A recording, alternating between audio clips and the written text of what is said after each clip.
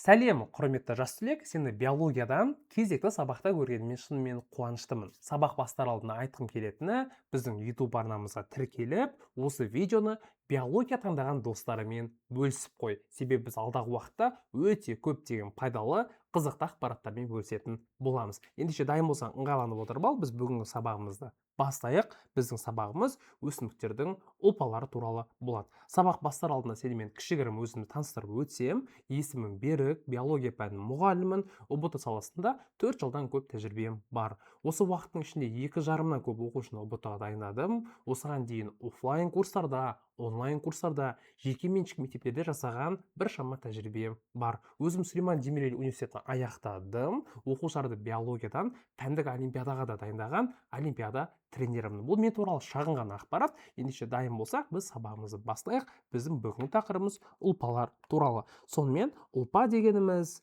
не? Ұлпа дегеніміз шығу тегі, құрылысы, атқаратын қызметі бірдей. Соны назар аударсақ, 100% бірдей, яғни шығу тегі де, құрылысы да, қызметі де бірдей, бір типті жасушалармен жасуша аралық заттардың жиынтығы. Яғни сонда ұқсас жасушалар қосылып ұлпаны береді. Ал осы ұлпаларды зерттейтін биологияның саласы гистология деп аталады екен.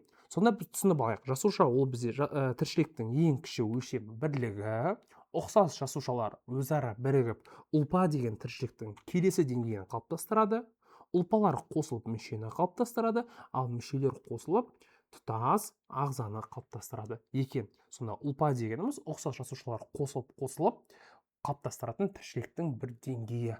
Ал мүше дегеніміз ағзада өзінің атқаратын қызметі бар, өзіне тән пішіні мен өзінің орны бар, ағзаның бір бөлігі. Ал ағза ол жеке дара тіршілік иесі болып табылады. Бұл бізде анықтамалар. Енді сонымен бастайық. Өсімдіктің 6 түрлі ұлпасы бар. Яғни олар түсуші ұлпа, басқаша меристемалық ұлпа деп те атайды, жабын ұлпасы, негізгі ұлпа, келесі атауы паренхималық ұлпа. Саған ұбт-да осы екінші атауларымен де беруі мүмкін, сондықтан біз осылардың барлығын біліп, түсініп алуымыз керек.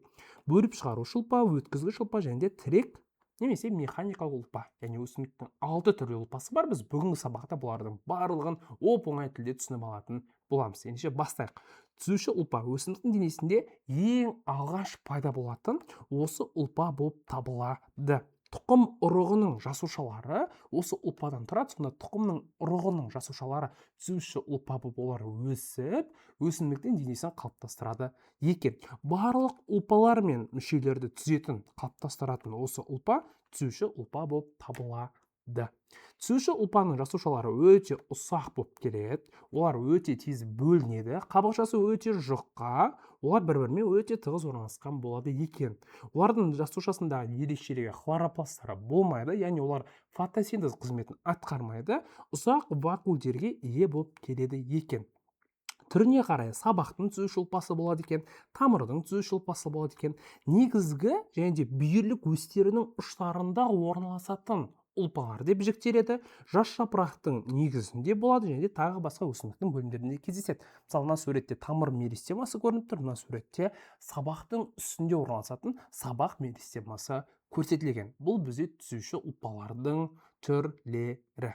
Келесі ұлпа бұл бізде тірек ұлпасы немесе механикалық ұлпа деп атаймыз. Өсімдікке беріктік қасиет береді. Оның екі түрі бар. Біреуінің жасушасы тірі болып келеді. Оларды біз қабық талшығы деп атаймыз. Ал екіншісі өлі жасушалар, оларды біз сүрек талшығы деп атаймыз. Сондай екі түрлі түрі бар екен. Олар әрқашан берік, қатты жасушалық қабырғаларға ие, яғни қатты болып келеді жасуша қабырғасы. Ешқашан құрамында хлоропласт болмайды, яғни олар фотосинтез қызметін атқармайды екен. Алмұртта мысалы қиыршықты жасушалар болады, сондықтан біз алма мен алмұртты жеген кезде алмұрттың бір топырақ жеп атқандай бір басқаша бір дәм береді, себебі оның құрамында қиыршықты жасушалар бар. Шиенің ішіндегі тасы, жаңғақтардың сыртындағы қатты түзілісі, осылардың барлығы тірек ұлпасы деп аталады. Осылардың барлығы тірек ұлпасы болып табылады. Сонымен тірек ұлпасының екі түрі бар, яғни қабық талшығы, яғни тірі жасушалар, оларды ғылыми тілде калинхима деп атайды. Паренхима, меристема, калинхима жаттаймыз, себебі мынаның барлығы саған ұбт-да келеді. Сондықтан сен білуің керек. Каренхима ол қабық талшығы, бұлар тірі жасушалар, қабығы қалың, сопақша пішінді болып келеді. Ал склеренхима ол өлі жасушалар, ұзын талшық тәрізді болып келеді. Яғни ұзын талшық жіп тәрізді болып келеді. Құрамында лигнин деп аталатын қосылыс бар. Яғни құрамында осындай молекулалар бар. Назар аударсам, мынау бізде жасуша болатын болса, жасушаның сыртындағы жасуша қабырғасы осындай қалың болып келеді. Жалпы жасуша қабырғасы деген жасушаның сыртындағы чехолы ғой, яғни өсімдіктерге тән, сол осындай өте қалың болып келеді.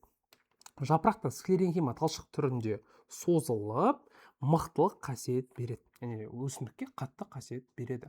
Мына суретте де біз көре аламыз, мынаның барлығы осы өсімдіктің тірек ұлпалары. Мына жапырақтың ішінде орналасатын жапырақтың жеке шоқтары да неден тұрады? Құрамында склеренхима бар. Сондықтан жел соққан кезде, боран болған кезде неге жапырақ жұлынып кетпейді? Себебі жапырақтың ішінде тірек ұлпасы склеренхима орналасқан. Үшінші өткізгіш ұлпа, яғни қоректі заттарды өсімдіктің бір мүшесінен екінші мүшесіне өткізетін, тасымалдайтын ұлпа. Күрделі ұлпаларға жатады өткізгіш ұлпа, себебі бұл жерде бірнеше жеке бір-біріне ұқсамайтын жасушалар типтерінен құралады екен. Яғни біз бұған дейін айттық, ұлпа дегеніміз құрылысы, қызметі, шығу тегі бірдей жасушалардың жиынтығы дедік, ал бірақ күрделі ұлпа дегеніміз бір-бірінен сәл ұқсамайтын айырмашылығы бар жасушалардың жиынтығы болса, бұл не болады екен? Күрделі ұлпа болады екен. Ал осы күрделі ұлпаға мысал өткізгіш ұлпа болып табылады. Яғни бұл бізде флоема және де ксилема болып табылады. Енді осыларды талдап өтейік. Флоема бойымен жапырақта түзілген органикалық заттар тамырға қарай немесе өсімдіктің басқа бөліктеріне қарай қосылады. Яғни екі бағытта жылжиды екен. Ал ксилема бойымен тек су мен минералды тұздар тек жоғарға қарай қосылады, тек бір бағытта ғана жылжиды екен. Назар аударсақ, мынау бізде ксилема, үстіге ғана су көтеріліп жатыр, ал мына ішінде осындай бір сүзгілері бар, яғни фильтрлері бар, яғни оны біз елек деп атаймыз ғылыми тілде. Осы електері бар өткізгіш ұлпаны біз флоема деп атаймыз. Флоеманың құрамында осындай ерекшелігі бар. Енді айырмашылықтарын талдап өтейік. Сүрек, яғни ксилема сүрек құрамында орналасады, яғни ағаштың сүрек қабатында, ал флоема қабық қабатында орналасады. Жасушалары ксилеманың өлі болып келеді, ал флоеманыкі тірі болып келеді. Яғни мынаны сен обязательно жаттап алуың керек. Ксилеманың элементтері түтіктер деп аталады, ал флоеманыкі елек тәрізді түтіктер деп аталады. Айырмашылық бар.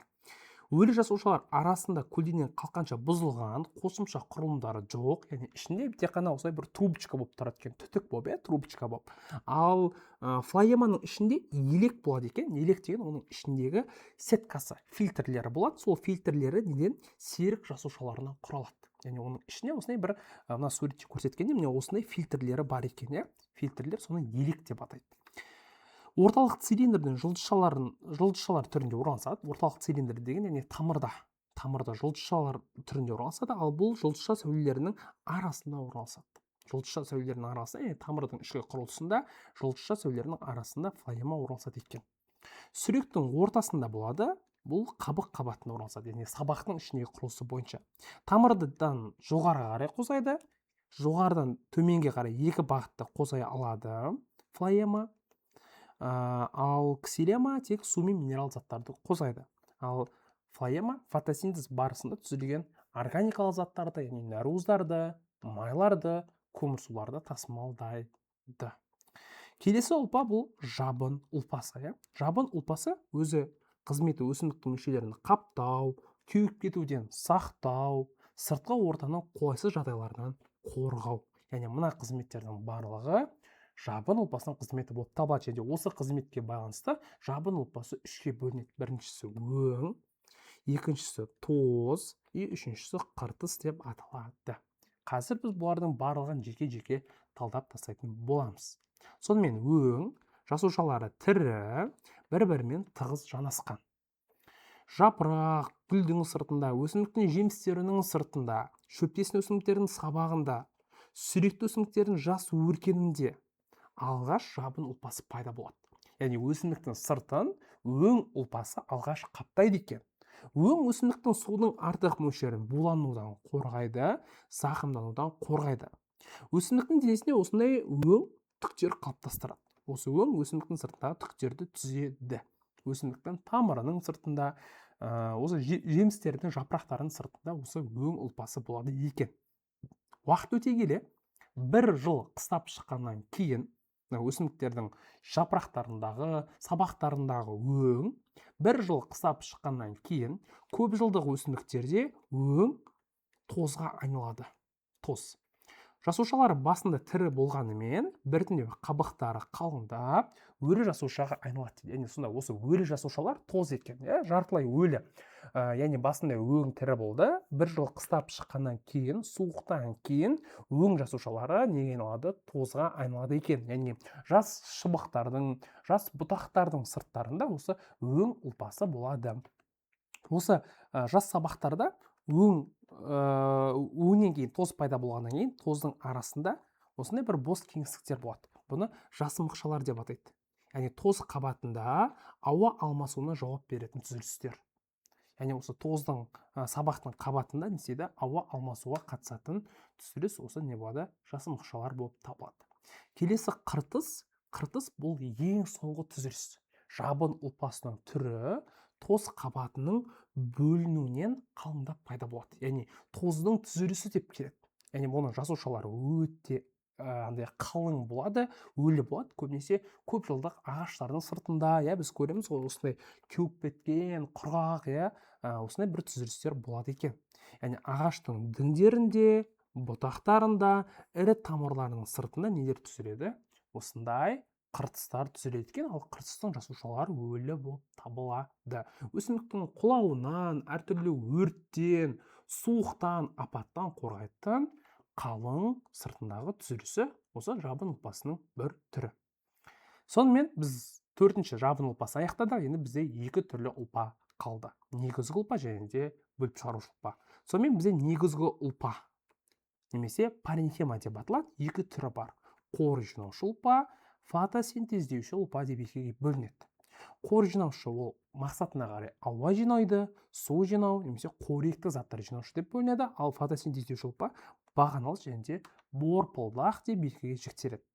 Сонымен негізгі ұлпа өсімдіктің барлық мүшелерінде кездесетін ұлпа болып табылады. Барлық мүшелерінің ішінде болады, барлық ұлпалардың ішінде кездеседі.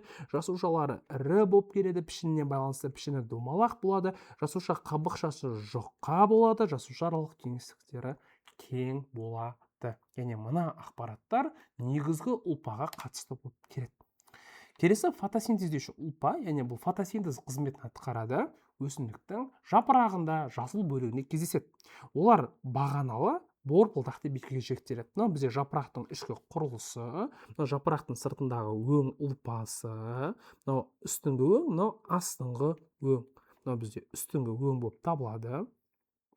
Бұл бізде астыңғы өң болып келеді. Жапырақтың ішіндегі мынау жүйке шоқтары, мынаның ішінде флоема мен ксилема орналасқан, яғни суды тасымалдайды. Мынау мысалы біреу бізде флоема болуы мүмкін, мынау бізде бәлки ксилема болуы мүмкін. Енді мына жапырақтың ортаңғы қабатында орналасқан мына жасушалар осы бізде бағаналы болып табылады. Бағаналы.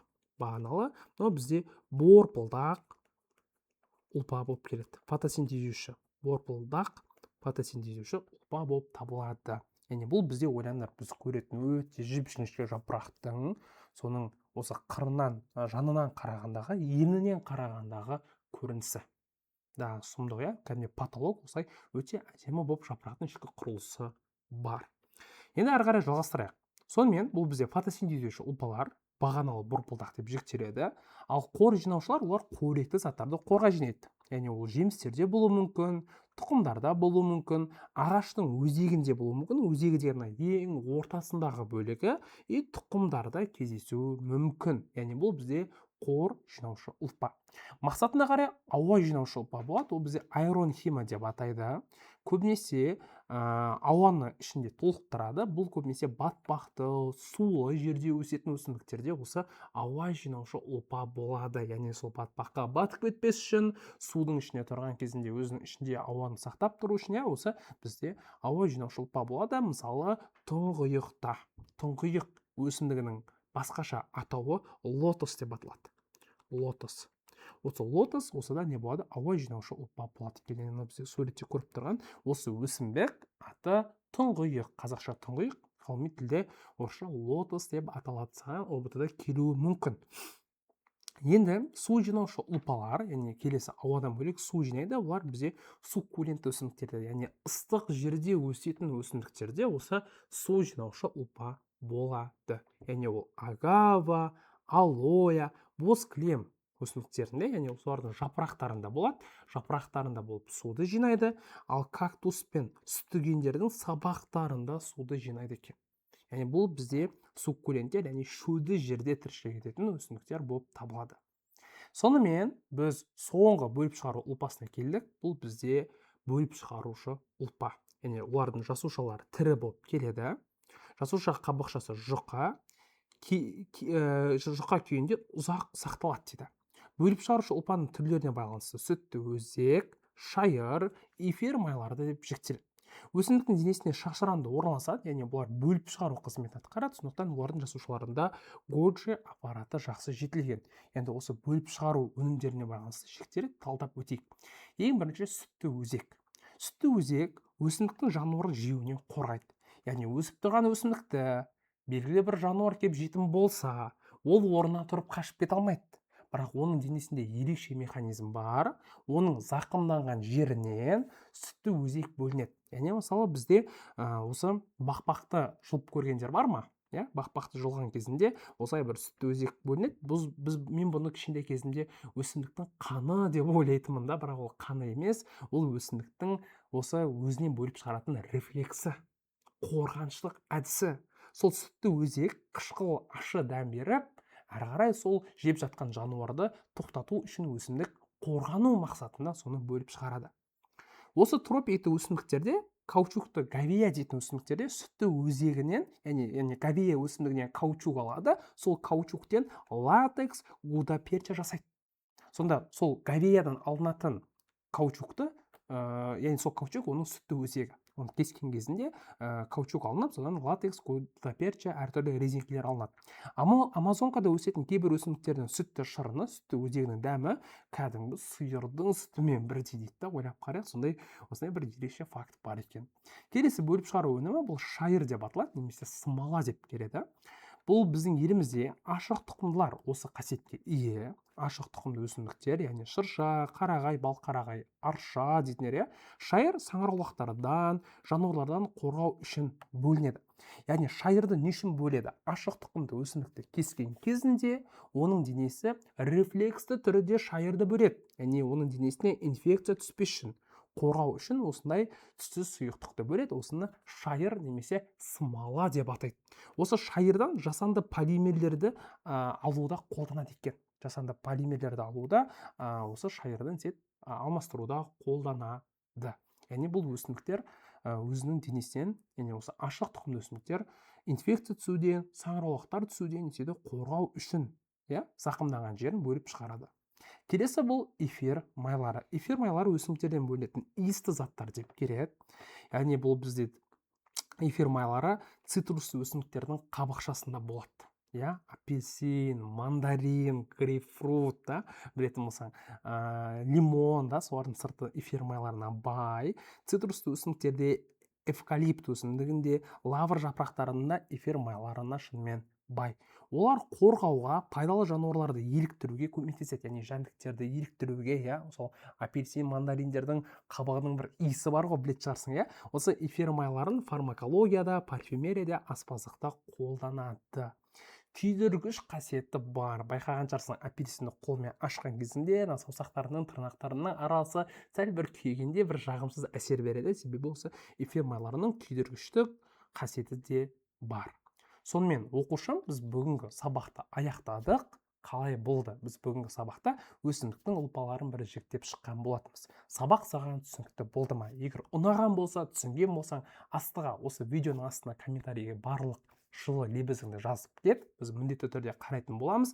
Егер сен әрі қарай ұбт-ға жүйелі дайындықты қалап жүрсең, ұбт-ға дайындықты іздеп жүретін болсаң, мен саған өзіміздің биология курсымызды ұсынамын.